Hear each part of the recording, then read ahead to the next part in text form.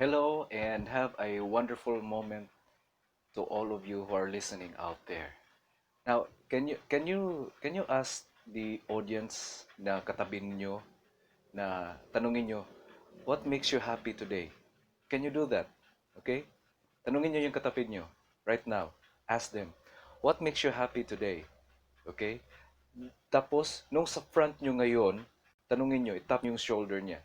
What makes you happy today? Tapos yung mga friends mo sa likod, tanungin mo, hey friend, what makes you happy today? Okay? Tapos tingnan ninyo, pakinggan niyo siya kung niyo sila kung ano ang mga sagot nila lahat. Okay? Now let me ask you again, what makes you happy today? Now I'm sure na marami sagot iba-iba yung mga sagot nila and sometimes may mga sagot sila na very unlikely. Probably they're not happy. Well, at least honest sila, di ba? Honest sila. And I'm sure at the back of their heart and perhaps at the back of their mind, somehow happy sila. Okay? Now, let me ask you a few questions lang regarding to sa work natin. Okay? How many of you na palaging late sa work nyo? Sino dito? Sino dito? Meron? Ako lang ba? Ako lang ba palaging work? I mean, palaging late? Okay. I'm sure meron kayong kakilala sa mga friends nyo o baka ka-workmate nyo na palaging late. Meron man kayo kakilala dyan? Say yes? Yes? Meron. Okay, sige. Sino din dito na parang nawawala yung passion niya sa work niya? Sino dito? Meron kayong kakilala dyan? Meron ba? Okay, sige. At tapos, sino din dito na naka-experience na prejudge nyo ang customer or client ninyo? Yung baka na prejudge nyo sila is because of the way they look and the way yung appearance nila, yung dating nila. Na prejudge nyo ba sila? Na have you tried that? Okay? Have you tried that? Okay. Now, another question. Sino dito ang excited to go to work Monday morning? Sino? Sino dyan? Sino dyan? Are you sure you are excited? Because some of my friends and the people I know na hindi sila excited by Monday morning, it's because kulang yung time nila sa family nila, sa get-together nila, sa weekend nila, and perhaps yung iba, meron pang mga hangover. Now, let me ask you again, are you excited ba to go to work every Monday morning? Maybe some of you yes, and perhaps maybe some of you don't like to go to work every Monday morning. Okay, now I fully understand why do you feel that way. Now, before we begin in this short talk today, let me introduce myself. I am Chito Belmonte. I am a life coach and I am a nursing attendant by profession. And I am so excited from time to time and on a daily basis na my real passion talaga in life is to give inspiration to all my friends, to all the people I knew, and even my Facebook account. I only share, and most of my posts, I love to share inspirational thoughts and messages. Why? It's because it is my belief that no matter your circumstances, people need an inspiration nowadays. Do you agree ba? Sino mag-agree dyan? Na every one of us needs an inspiration. Sino mag-agree dyan? Meron? Okay, thank you. Thank you so much na nag-agree kayo lahat. Once again, I am Chito Belmonte. I'm a life coach and I love to teach and I love to share any form of motivation and inspiration that you need. Okay? Now, let's begin. Noong 1920, merong isang tao na naglalakad doon sa London. By the way, sino nang nakapunta sa London? Ako lang? Okay, marami dyan nagpunta sa London. Well, good for you. Okay, it's my dream country na gusto kong puntahan dyan ang London. And second question, sino dyan ang na pinanganak noong 1920? Sino dyan? Sino? Meron na ba? Meron na ba? 1920? Okay, I hope so na meron. And I hope so na lahat ng nakikinig ngayon also went to London. Okay? Now, Itong tao na to, pumunta siya sa London, naglalakad siya. Tapos, it happened na nakita niya ang showroom ng one of the luxurious and prestigious car na tinatawag natin na Rolls-Royce. Again, can you say it? Rolls-Royce is a luxurious and very expensive car in the world. And you can just imagine, 1920 ha, ano kaya ang mga designs nila and the features kanila sa kanyang klaseng car.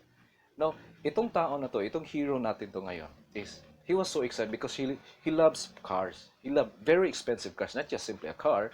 He loves expensive cars. And so he went inside to inquire kung magkano yung mga cars na display nila kasi gusto niyang bumili kasi he is a lover of luxurious car and prestigious cars. So he went inside and then he inquired. Unfortunately, merong isang salesman na parang hindi niya nagustuhan yung customer niya. It's because yung appearance niya, napakasimpleng tao lang. Hindi mo talaga siya ma-appreciate o hindi mo talaga siya ma, na bibili ba tong tao na ito ng expensive car because the way he looks pa lang hindi na siya parang hindi siya bibili ng ganitong car. And ang na-experience naman ng isang taong to na gusto niyang bumili is hindi masyadong pinapansin ng salesman. Binibiro lang ng salesman itong tao to na nag-inquire. At saka hindi niya binigyan ng quality service yung tao na to na gusto niya mag-inquire and probably he wants to buy a car.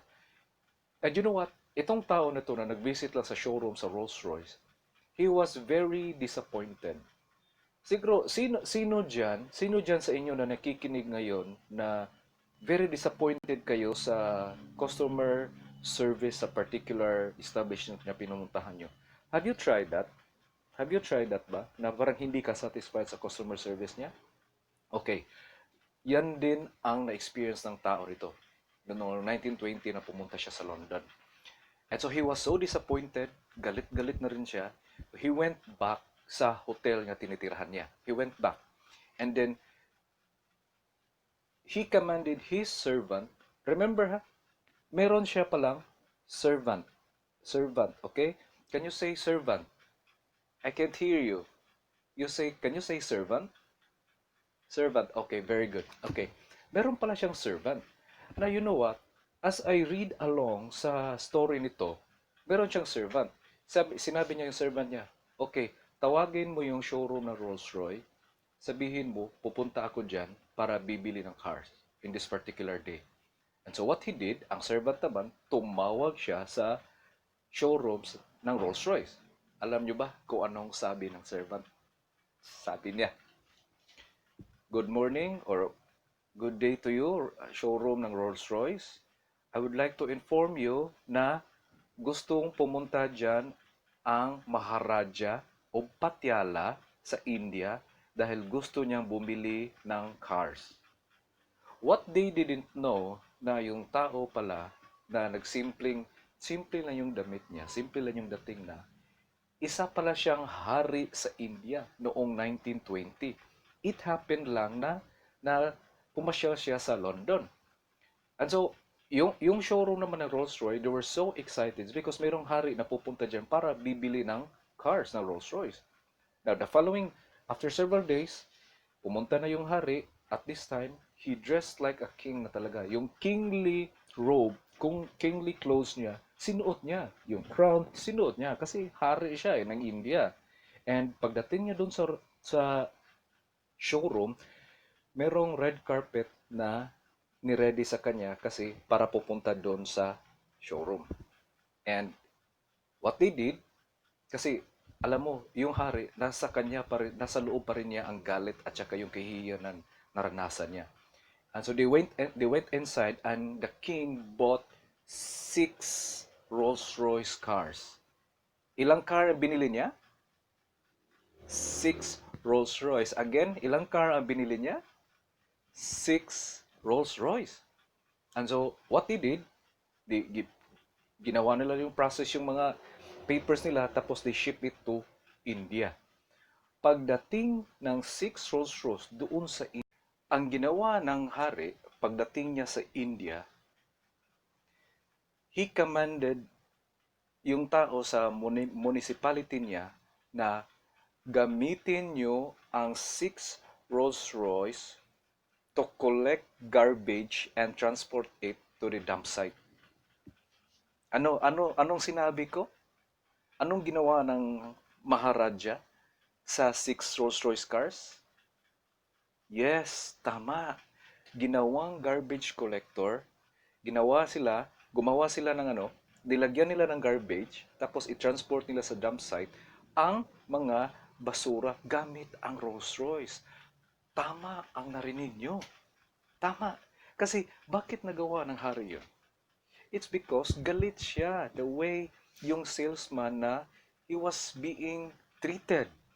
He was not giving, the salesman wasn't giving him a very quality service as a salesman. Sa salesman. Kasi, bakit? It's because of the way he looked na hindi talaga siya hindi makapaniwalang salesman na makabili ng Rolls Royce ang tao na to. He was prejudged by this salesman.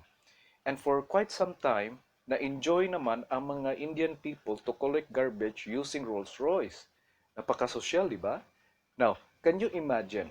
Meron kayong pick-up truck dyan na Ford, tapos gagawin lang ng municipality nyo na lalagyan ng basura.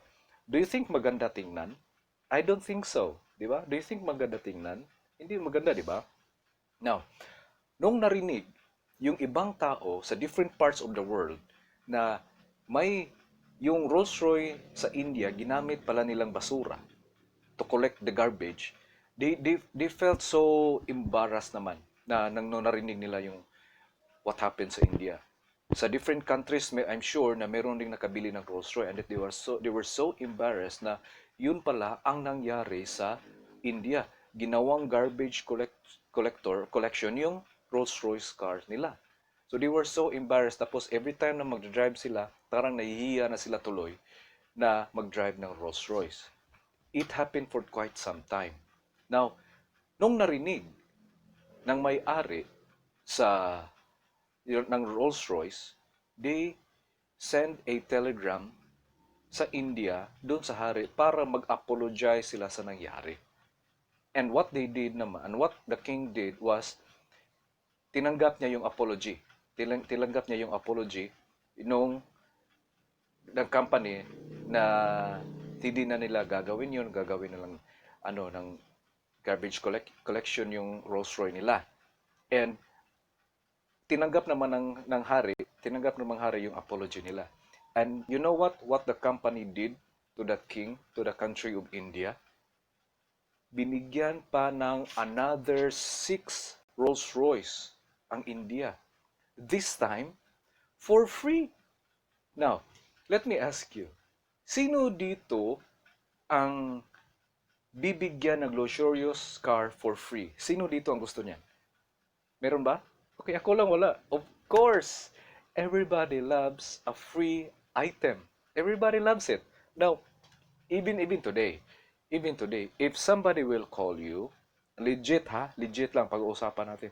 What if somebody will call you, Ma'am, Sir, congratulations, this is a Ford company or this is a BMW company. We'd like to inform you na bibigyan ka namin ng free pickup truck ng Ford o kaya SUV na BMW. Sinong may gusto niyan? For free, ha? For free. Now, yan ang nangyari sa King of India or Maharaja. Binigyan uli siya ng another 6 Rolls-Royce car doon sa India para is a sign of asking for apology. And yet, tinanggap na manghari yung apology niya. So all in all, how many Rolls-Royce cars na ang hari ngayon? How many cars he has, do you think? There are 12 Rolls-Royce cars na ang nasa hari na. Okay? Meron na siyang 12 Rolls-Royce because of this. Now, let me ask you, what do you think is the lesson here that we can learn? Okay? Di ba tinanong ko sa inyo kanina, kung have you experienced na prejudge nyo ang client or customer niyo? Have you experienced that? Because, you know what? nowadays, as I read about the background of this Rolls-Royce company, hindi ka pala sa ngayon, hindi ka pala makabibili ng Rolls-Royce cars kung hindi ka qualified sa mga qualifications nila. Dapat you're a businessman, you're an industrialist, or perhaps you are a celebrity. And kailangan ka pa nilang screen kung capable ka ba talaga na bumili sa luxurious car nila. And if hindi ka papasa sa mga qualifications nila, hindi ka talaga allowed na bibili ng car nila. Yun ang yun ang qualification ng Rolls-Royce. Now, ito of course, bumili yung hari kasi capable siya, hari siya eh. Now, kaya nga tinanong ko sa inyo, if have you experienced din ba na mag-prejudge sa ibang sa client or sa mga customer nyo na itong tao to hindi to makabili ng item ko kaya hindi maka-afford sa mga service na in-offer ko. You know what? It happened to me. Allow me to share with you my experience. I work in a hospital since 2008 up until now. And then I work as an endoscopy technician. Okay? Kung sino yung endoscopy, ako, technician ako.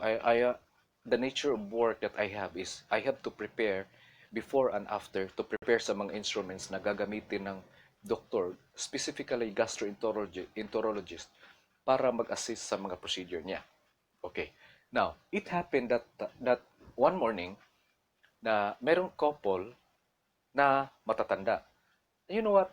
They're not they're from province and then they just went here in Cebu for the particular procedure because merong doktor kasi sa kanila na nag-advise to undergo this particular procedure, specifically colonoscopy. And what happened was when they came into our unit, na prejudge ko silang dalawa. I am sorry to tell you that. Na prejudge ko talaga silang dalawa.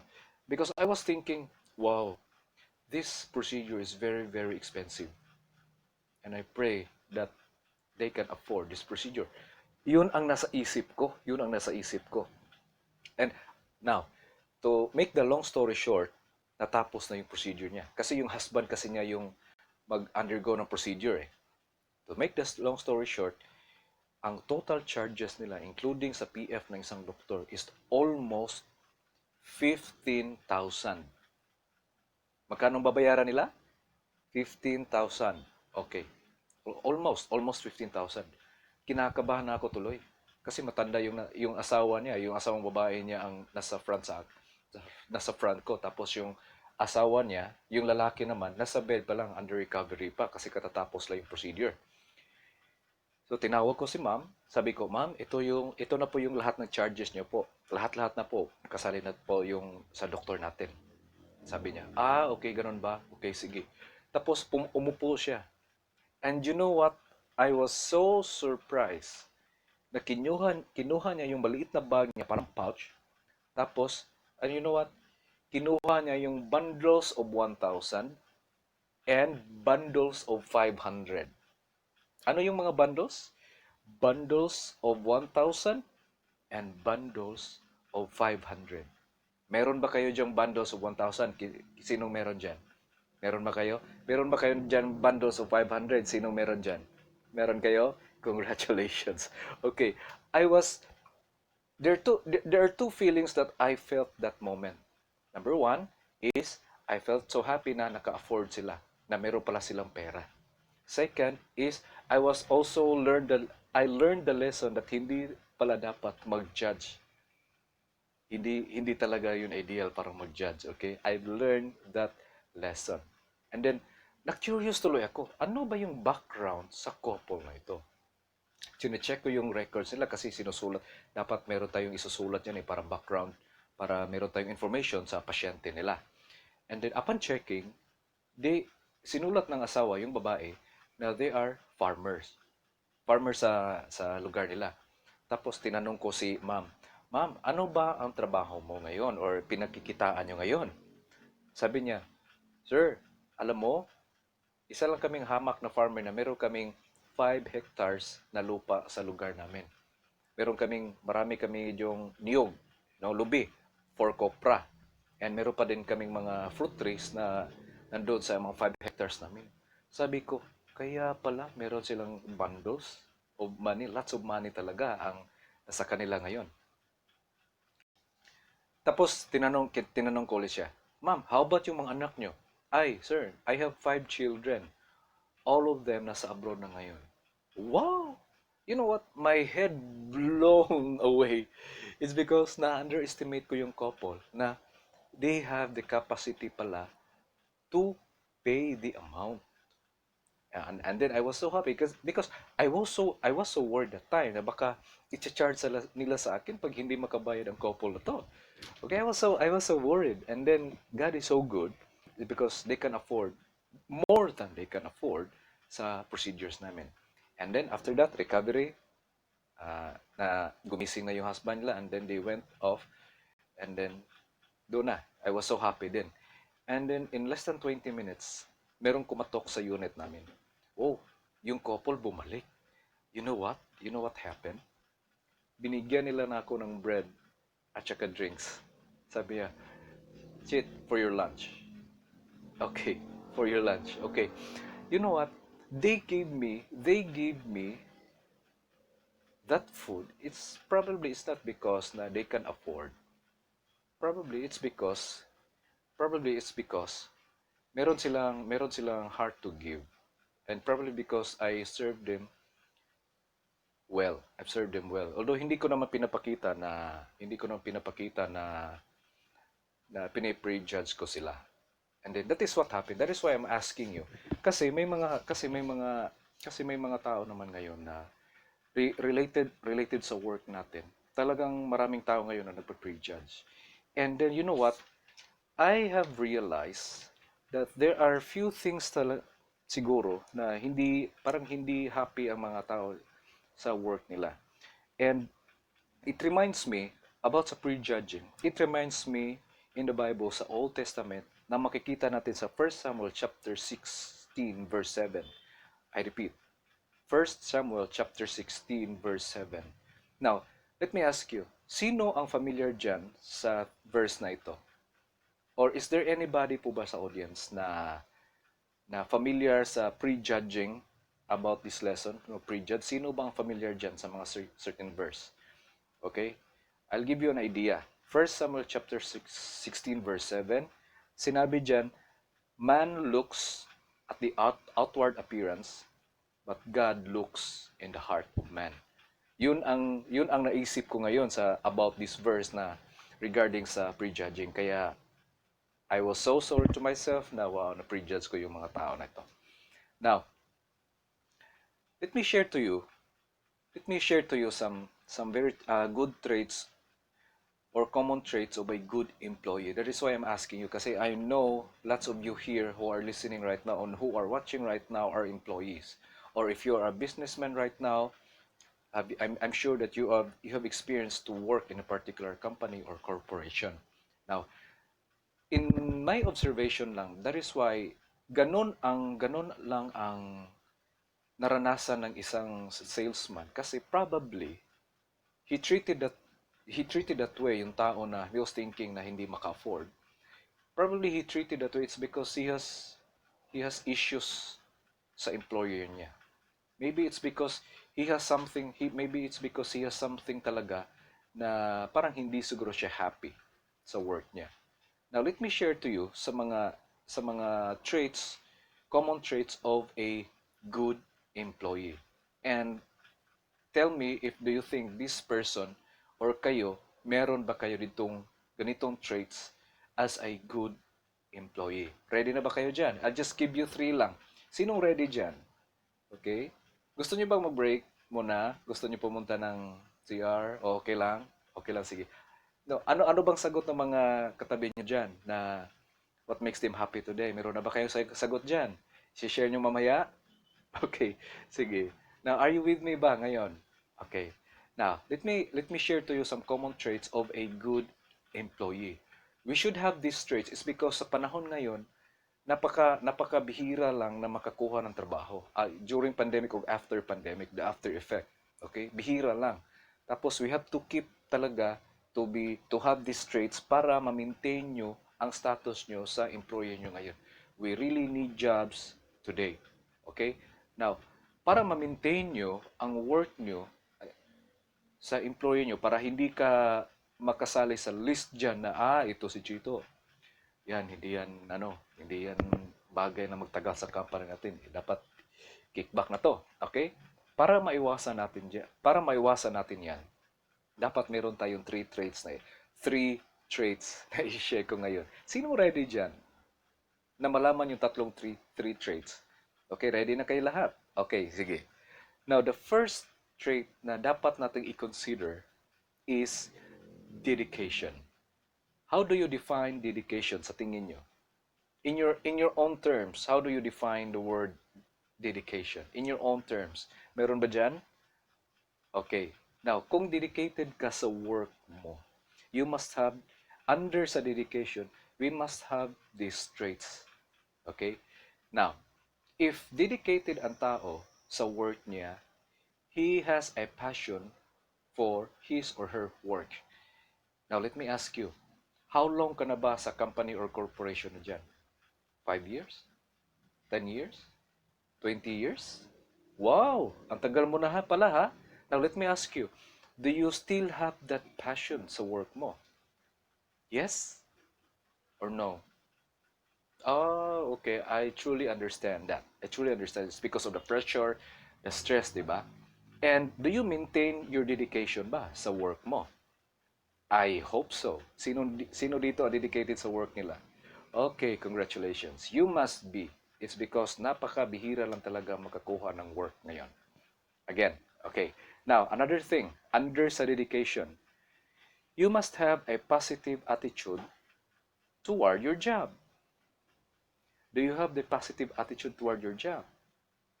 Are you sure?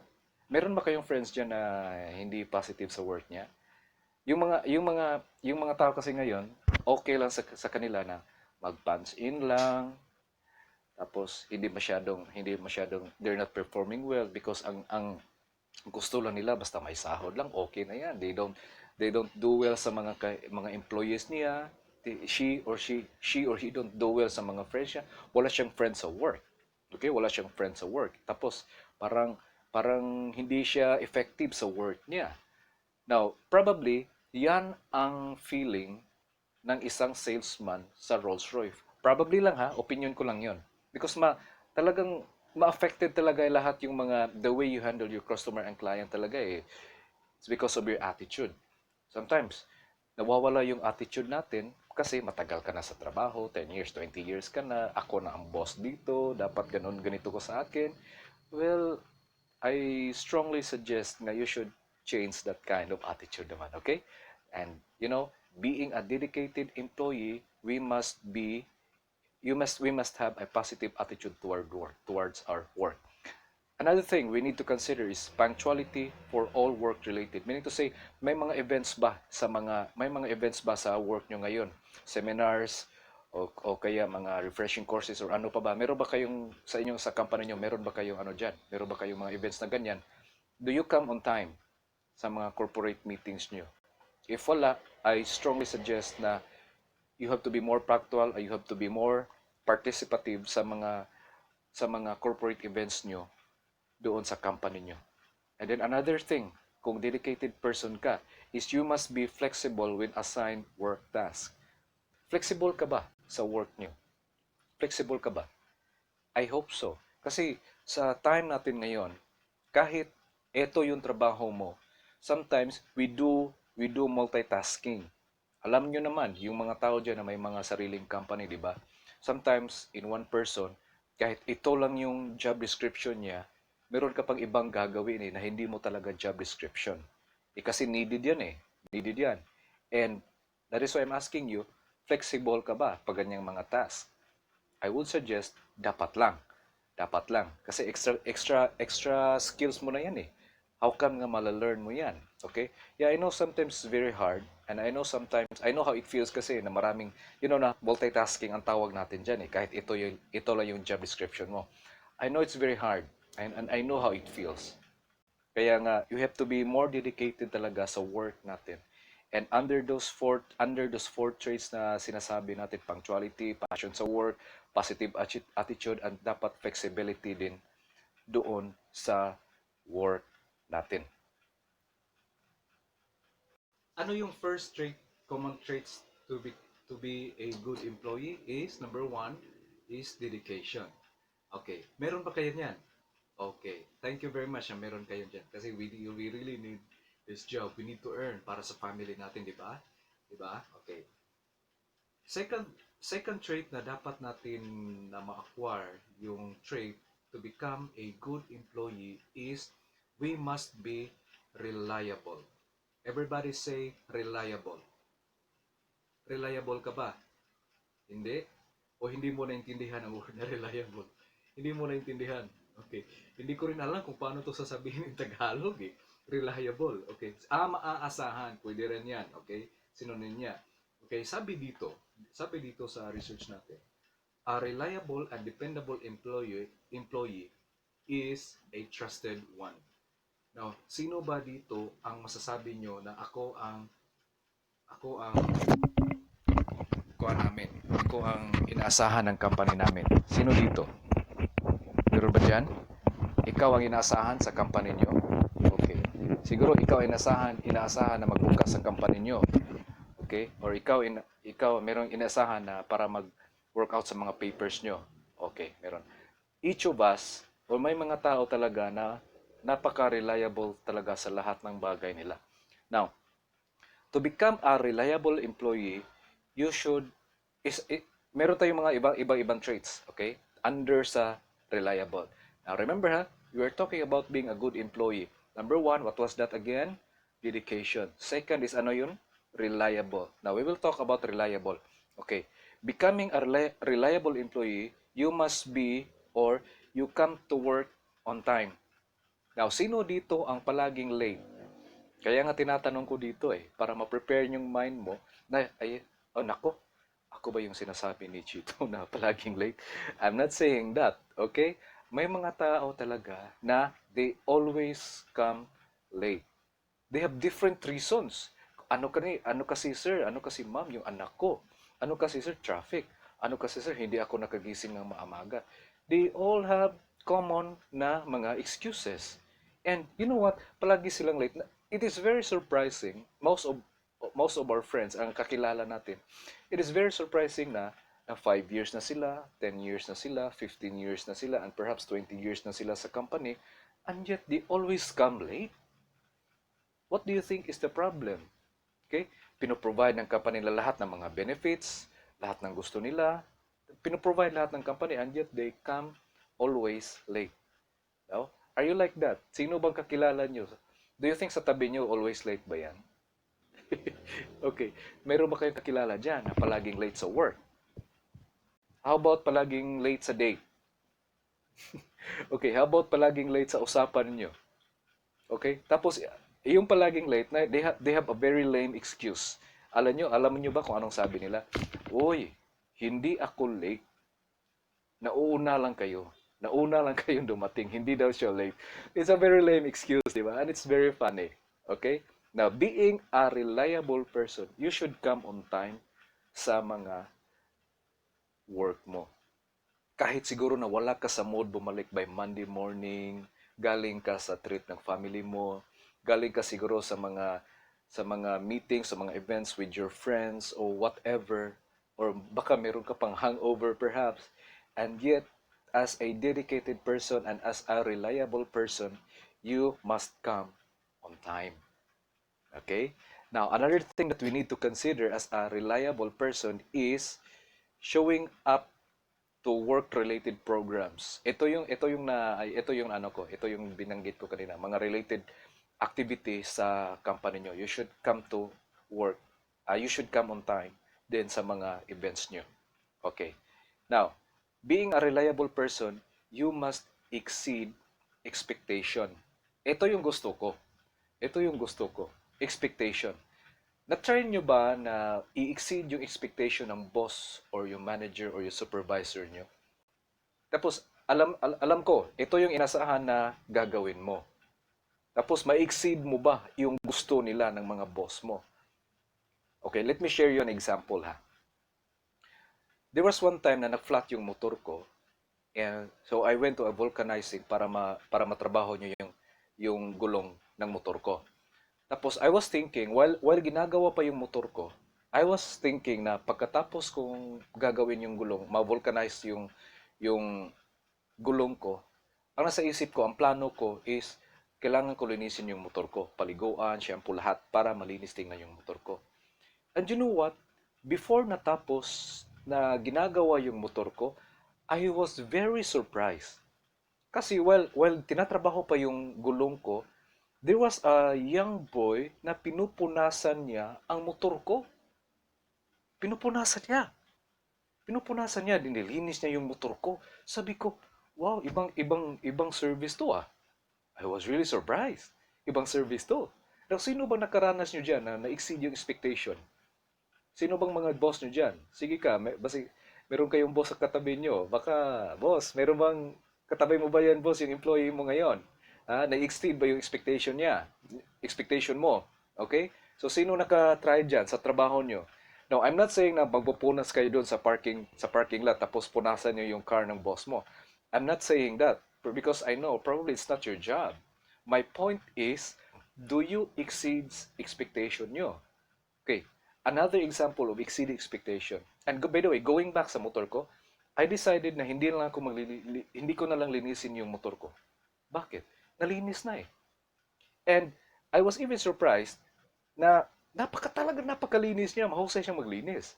And yung binigay ko sa kanya ng money is because I only paid 30 pesos for that work sa gulong ko. And you know what I did? Binigyan ko ng 50 pesos kasi I was truly satisfied sa work niya eh. Okay? Now that is the example of exceeding the expectation. Now try to think over kung ano yung mga dapat nating gawin para ma-exceed yung expectation ng boss mo, supervisor mo, o kaya ng team leader nyo. It's very important na magkaroon ka ng ganyan.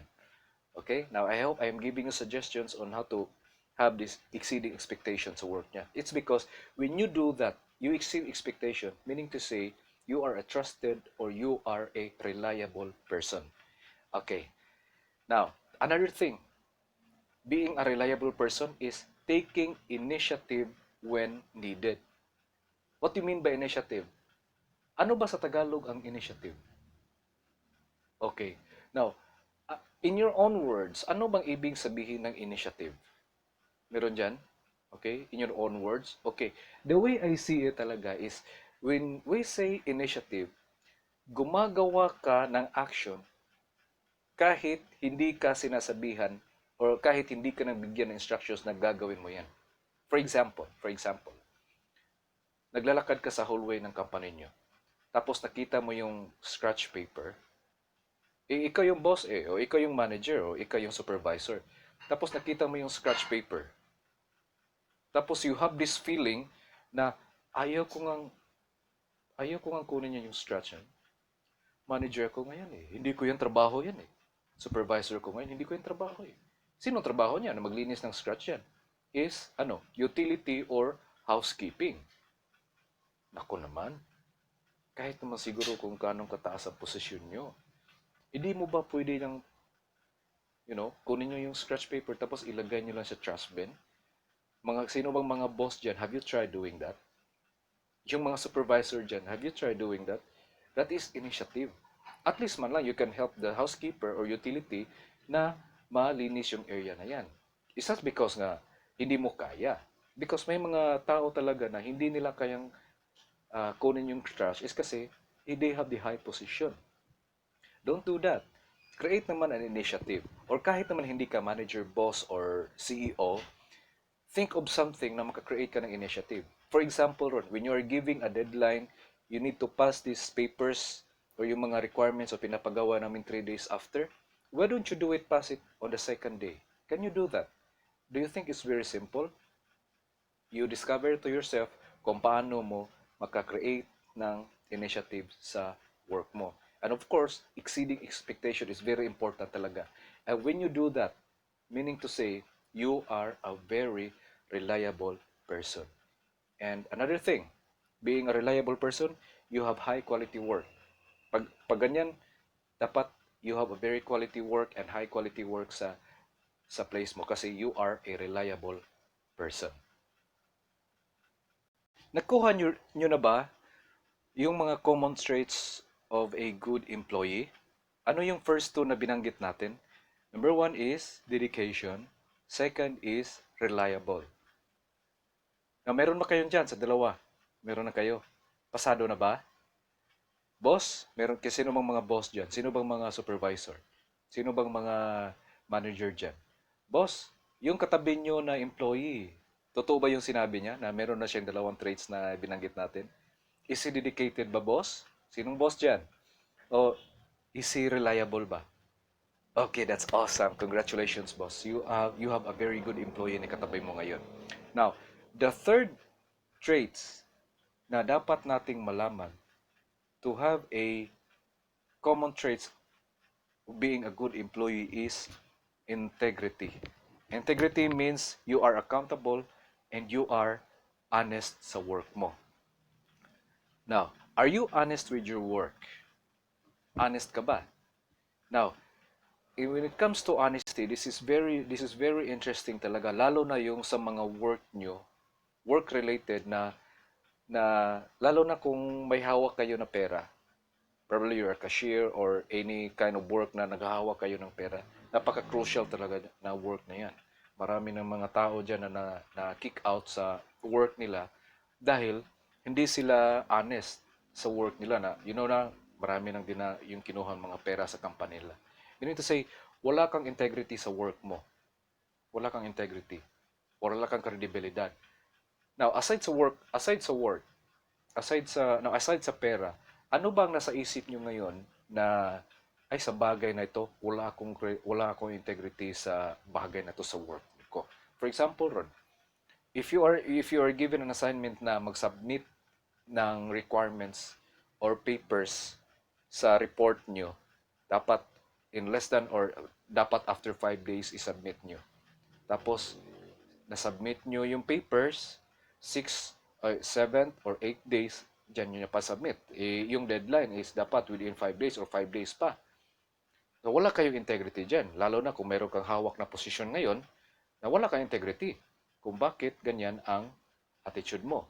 So, dapat, as a good employee, you must have integrity, you must be honest about your work.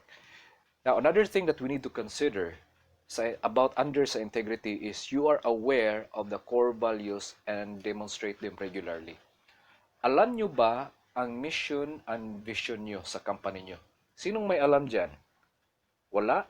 Boss, baka naman na i-review natin yung mga employee kasi hindi nila alam ang core values ng company natin. Hindi nila alam ang mission and vision ng company nyo. Napaka-importante niyan when it comes to mission and vision. Para ma-internalize ninyo, para you become more effective and efficient sa work nyo. Dapat talaga yan na ma-learn nyo yung core values ng company niya. And once you have that, you have an integrity sa sarili mo as an employee. And we need those things talaga na to become a good employee. And then ano pa ang dapat nating gawin? Okay? As an person with integrity, you can make all decisions based on integrity and honesty. Meron kayo I know sa work natin, we need to make decisions talaga. Sometimes there are people na talagang they made a bad decision and some of them made a good decision. And sabi na nga ng author, good or bad decision man yan, ang importante, merong desisyon. That's true. Kaysa wala kang gagawin, wala kang magawa, wala kang ma-contribute sa sa company nyo. You must have a decision. Kaya nga, and then dapat yung mga decisions na gagawin natin, alam ng mga boss ninyo, alam ng mga head ninyo with integrity and honesty sa work natin. Bakit? You have integrity sa work nyo.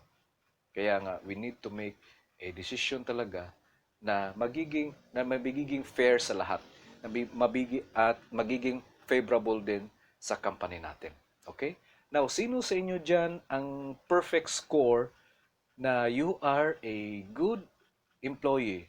You are dedicated, you are reliable, and you have an integrity or you are honest in your work. Sino dyan? Sino? Wow, congratulations. Pakpak naman dyan. Pakpak din sa palakpak in Cebuano, okay? Pakpak, pakpak. Okay. Now, those are the qualities talaga na kinakailangan natin in this pandemic. Kasi I know how it feels na walang trabaho, walang kita yung family o yung kita natin, 'di ba? We need to earn money talaga sa pandemic natin. Now, para naman nga ma-maintain natin yung status nyo dyan sa company nyo, simple lang ang mga traits na gagao na dapat nating ma-acquire. We need to be dedicated, we need to be reliable, and we need to be honest sa work natin. We should have an integrity talaga sa work natin. Kaya nga, now, in Philippians chapter 4 verse 13, isa to sa mga favorite Bible verse ko kasi. Now, I'm not trying to promote a religion here because Philippines is basically a Christian nation, and I always believe sa mga promises and sa mga statements talaga sa Bible. Now, let me share to you sa Philippians chapter 4 verse 13. I know familiar kayo dito sa verse na ito. It says, I can do all things through Christ who strengthens me, who gives me strength. Now, pag wala kasi si Jesus Christ sa life nyo, I believe, hindi nyo ma-fulfill ang tatlong traits na to. Kasi, pag wala si Jesus Christ, pag meron si Jesus Christ, ang tendency niyan, you are accountable talaga sa work mo. You are honest talaga sa work mo. Kasi nga, bakit? Natatakot ka eh. I have to be honest sa work ko. Tapos, pag nandyan si Jesus Christ sa life nyo, you must be dedicated. Wow, I have to be dedicated because God is watching me. Sinusulat kasi yan ni Jesus Christ kung anong ginagawa niya sa work niyo. Now, I have to be reliable because God is watching me. And why are you doing that? It's because God gives you strength to perform or to act on those three traits na ginawa natin. Now, sino ba dito ang nag-believe sa mga Bible promises? Meron ba? Okay. Now, pwede nyo bang sabihin sa katabi nyo, friend, may promise ang Diyos sa atin. Okay, can you say that, friend? May promise ang Diyos sa atin. Sa front niyo, can you say it, friend? May promise ang Diyos sa atin. Sa likod niyo, can you say it, friends? May promise ang Diyos sa atin. And now, congratulations. Congratulations talaga na meron tayong mga nalalaman ngayon sa sa ganitong mga sessions natin ngayon. And I pray na we must have this attitude talaga to be more effective sa ating mga employee. Now, let me ask you this question.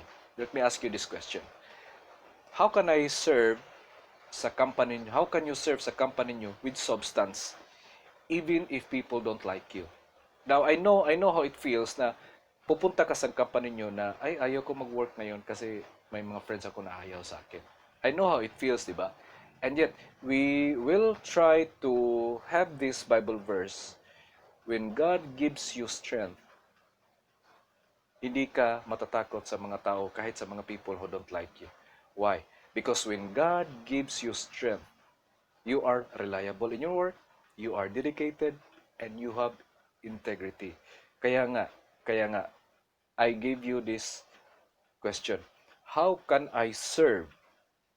I-state nyo yung company nyo. How can I serve my company even if people don't like me?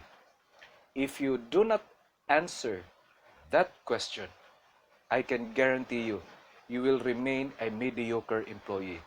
Mediocre meaning to say, napaka-ordinaryo mo lang na empleyado. Okay? Now, thank you very much for listening and for watching. I am a life coach. I am Chito Belmonte. And I hope and I pray na you were inspired today and learn a lot of things about how to become a good employee sa mga workplace nyo ngayon. Kasi we need this pandemic eh. Lahat ng mga tao nag-need ng job ngayon. And I pray that you will remember sa Philippians chapter 4 verse 13 na God gives me strength and I can do all things because of that. Okay? Now sa work natin, talagang need natin to kasi we have a mouth to feed. Meron pa tayong mga kids, meron pa tayong pinapag-aral and other things and anybody na bigyan natin ng financial support. Now, this is the life coach, Chito Belmonte, and I hope to see you and thank you for listening and for everything. God bless.